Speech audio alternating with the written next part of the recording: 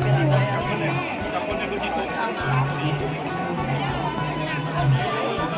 พ่อของเจ้าด้วยพ่อของเจ้าด้วยเอาบ้างเอาบ้าง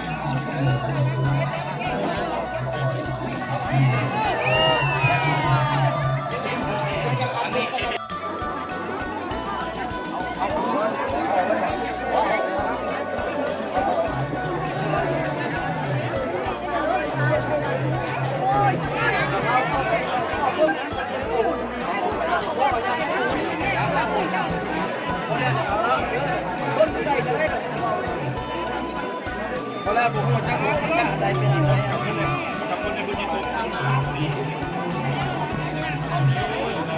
พ่อของเจ้าด้วยพ่อของเจ้าด้วยเอาบ้างเอาบ้าง